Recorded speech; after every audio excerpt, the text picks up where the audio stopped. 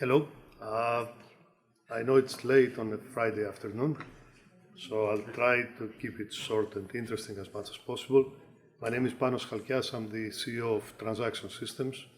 We are a Hungarian-based company. I'm a Greek guy, so you will excuse my accent. Yeah, it's Greek with some influence from other countries where I lived, so not the best choice. What I'm going to talk about is the changing landscape of payment acceptance infrastructure. Now, in an event where we have been hearing about AI, digital currencies, and all of that, this might sound like a very boring topic. I'm very aware of that. What I try to show today is that whether we talk about the exciting things that the future will bring, we tend to forget some basic things we're using every day and how we can improve them in the short run. So, very few words about who we are. As I said, we are Hungary-based, but active in more than 25 countries. We are distributing POS and everything around them. We have more than 700,000 terminals across Europe. Now, the red countries is where we are active directly, but we also have our customers deploying all over Europe. So, if I want to describe the status of the payment acceptance infrastructure, and let me clarify here, I'm talking about what stands between the consumer and the bank or the acquirer in the back office. So I'm talking POS terminals or other devices in the front end. I will use an old Greek song which says όλα τριγύρω αλλάζουν και όλα τα ίδια μένουν. This means everything changes all the time and everything remains the same. This is more or less where we're living, what has been happening or not happening.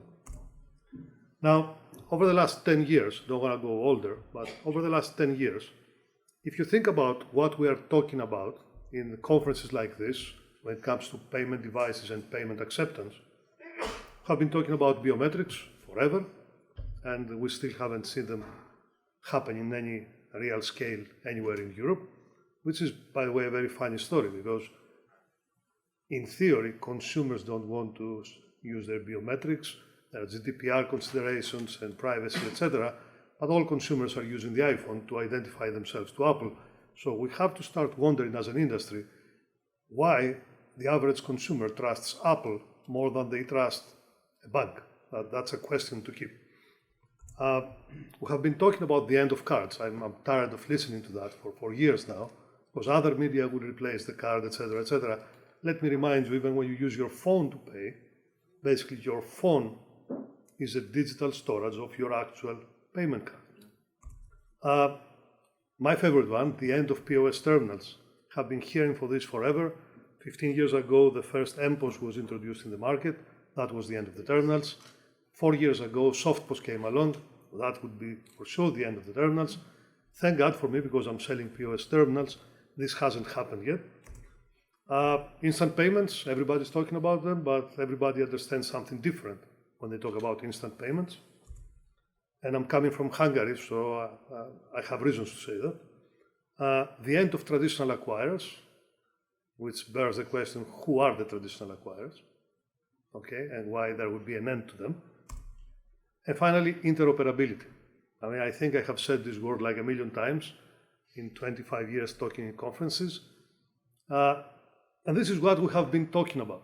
Now, in the meantime, if we try to think what happened over the last 10 years in our industry and how it relates to what we were talking about, well, what has happened is that contactless payment has become the de facto standard way to pay. Everybody is paying contactless. This is a fundamental change, and it happened because it's easier for the consumer, easier for the merchant, it's not more expensive, so it's a no-brainer. Yeah. The other thing that happened is a lot of M&As and consolidation of the acquiring market. In fact, Nexi, Global Payments, Worldline, they went out and bought everybody. So the acquiring and process of transactions has been concentrated, especially across Europe. And this we can debate for hours. What are the benefits of that, and what are the minuses in such a development? And the other funny thing is that it seems over the last 10 years, everybody who is participating one way or another in the payments acceptance industry wants to become somebody else. So the ISOs want to become acquirers. The acquirers want to become banks. I mean, Pfizer filed to get a banking license. Some banks, because they don't want to, or they have missed the technological development, they want to catch up, they go and acquire fintechs, hoping to catch up. I mean, JP Morgan acquired the biggest fintech in Greece, Viva Wallet. Hardware providers, like Ingenico, wanted to become merchant service providers. So, I don't know, maybe I'm the only one in the room in every conference who doesn't want to be something different. I mean, that's what we do. We sell payment infrastructure. So, talking about the future of payment acceptance, I guess if we are 100 people here, we have 101 ideas about that. And we always try to predict what the future will look like because it's related to our business. Will I still have a job based on what happens in the future? Many argue that the physical POS as we know it will disappear, replaced by tap-on-device software or softPOS or whatever you want to call it. Many argue that person-to-person transfers or direct transfers, which is how we will pay in the future, you will not need intermediaries, it will be much more straightforward. Many argue that biometrics are the future of payments. But while all these predictions might be correct, all of them, they lack the time dimension. You finished your presentation earlier by saying we overestimate the short term and underestimate the long term. This is so true in our industry, because every time somebody comes with a new idea, then somehow they believe that this idea will disrupt everything and from next year it will change everything. It doesn't happen this way. And everybody knows that it took us more than 15 years as an industry to do the EMV migration. That was a simple thing. We put a chip on the card, and it took us 15 or more years. So, for me, the question is not what will happen in the future, it's what will happen when. What will change when. So, guessing the future, I'm not good at guessing, but if I try to guess here, I believe that for sure we can agree there will be a lot of more software used in the way we perform payments in the future. There's no question about that. It's the same with every aspect of our life. In my opinion, sooner or later, we will see the truth about biometrics, and biometrics will become part of the daily payment routine that we execute. I think that the Tencent pilot, which is running now in Hong Kong with the palm vein and palm print payments, is an indication of how things will evolve. I mean, once, especially Europe, once we go beyond our reluctance to do anything biometric, and you will see the benefits in security, in integrity, in everything else, I think biometrics will play a significant role in the future. But nobody can reliably put timelines to the massive adoption. I can bet you that sometime in the future, we might be looking each other in the eye, and that would conclude a payment. But this can happen in 20 years or in 200 years. This is what nobody can guess, and anybody who tries will fail. So the key topic, while all of that is being discussed in conferences and events and on our daily job, is what are we doing today? How we can maximize usability, performance, convenience, interoperability in the way people pay or accept payments every day, while we are still talking about the future and experimenting with future technologies and practices. So let's look at the typical retail environment today. This is a photo, I don't know from where, it's some supermarket or some small retailer. So the average retailer today has a lot of technology that he has to use, has a lot of hardware, a cash register, a till, scanners, printers, and he has a lot of software. He needs an ERP software, an EPOS application for his cash register, loyalty, time and attendance, ordering, fiscal, store management, etc., etc. And this is just to run a typical store. So in this world, the POS device, the POS terminal, is just a device sitting there to read a card and get an authorization. That's how it has been for many years. So it's one more single-purpose device on the counter. And the biggest pain, one of the biggest pains of merchants all over the place, is that all of these hardware and software sitting on the counter have to work with each other, have to be integrated, and somehow provide an easy way for the merchant to run the shop, because the job of the merchant is to sell. Now, this is a pain for this industry for so long, and if you look recently, many countries in Central and South Europe have mandated the connection of POS terminals to the cash register and the direct connection of these devices to the tax office so as to fight tax evasion. The thing is that this is not easily done. It has taken us in Greece a couple of years now to put the protocol together and to develop the protocol, etc. And still, we don't think that more than 10 or 15% of the market has been covered, because all of these things are very difficult to integrate to each other. And today, many people, especially those who are very much software-oriented, they believe that the future is to take the payment acceptance away from the hardware, from the POS device, and load it like another piece of software on the ECR or on some other device. I'm not saying this cannot be done. I'm just wondering if there is another way to go to the same result in an easier, cheaper, and more straightforward way. So let's go back. Looking again at the last 10 years, if you ask me, I said earlier what I think has really changed in the market. There was one bullet missing from that slide. For me, the biggest change over the last 10 years is the introduction of Android POS terminals, devices, card acceptance devices based on Android operating system. Now, I'm very proud because we presented them first pan-European in 2016. Everybody thought I'm crazy. We installed the first 1,000 units in 2016, the first in the world, and everybody thought that the customer is crazy.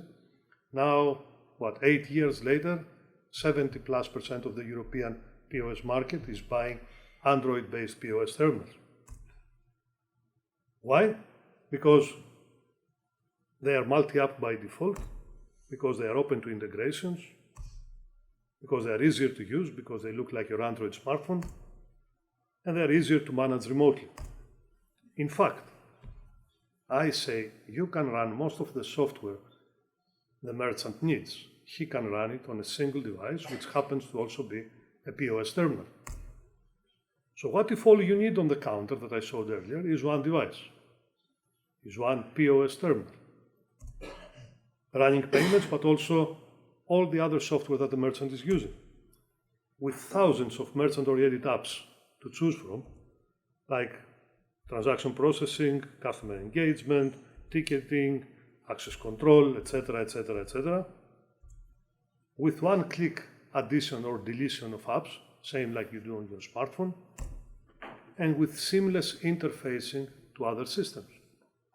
Because then your tax application and your ECR application and your payment application are just 3 apps sitting on a smartphone which happens to have a card reader and a printer, because that's basically what it is. Let me take it one step further. What if this POS terminal is not just a POS terminal, but can be a lot of different devices?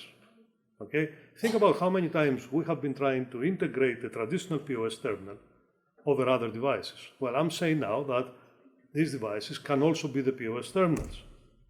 So the cash register could be also a POS terminal with card reader and everything. Or the POS terminal can be an ECR. Or the POS terminal can be a kiosk. Or it can be a PDA. Or it can be a smartphone. Or it can be a pay tablet. Or it can also be a signature pad.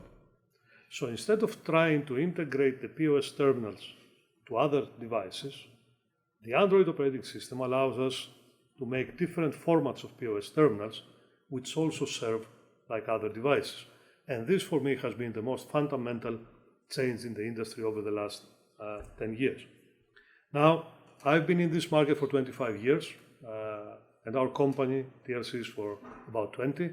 We have been distributing terminals in more than 30 countries, so I want to share with you as a last slide a couple of things that we learned over this process.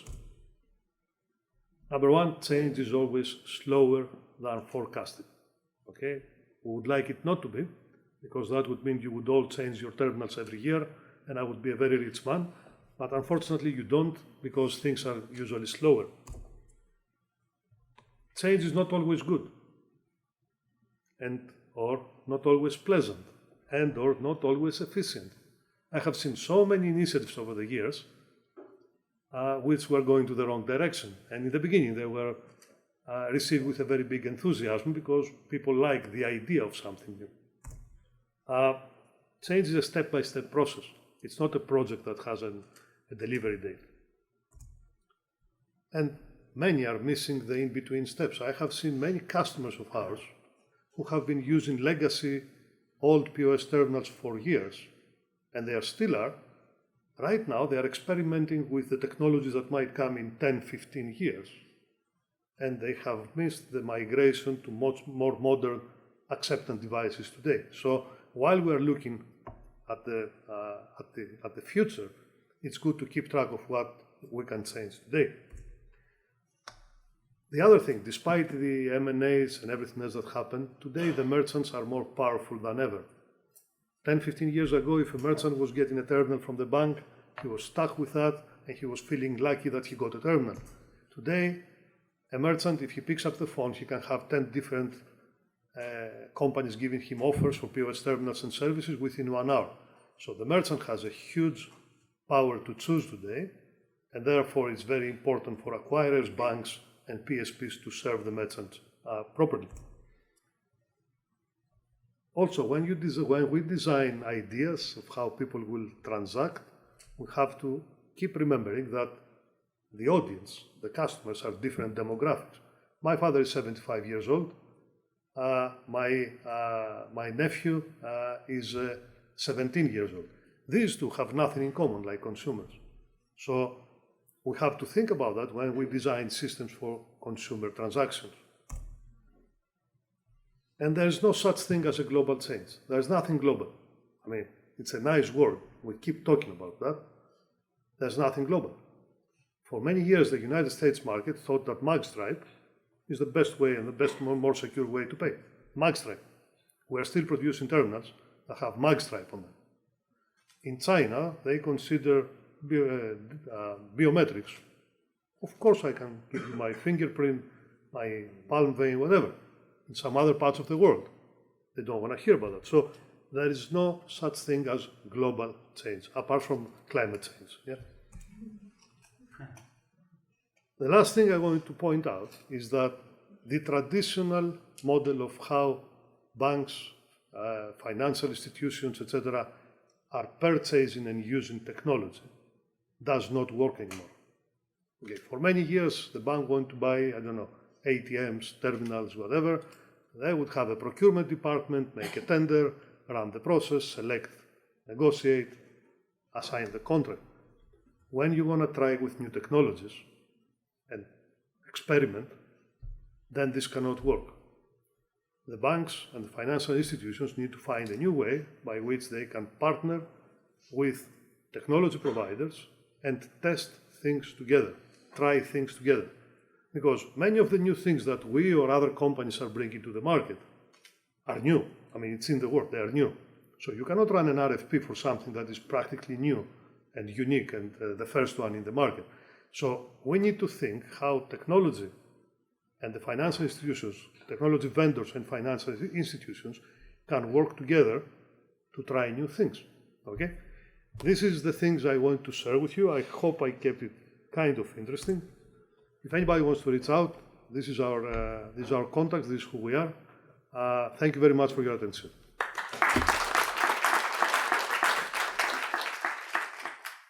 Thank you very much, Panos.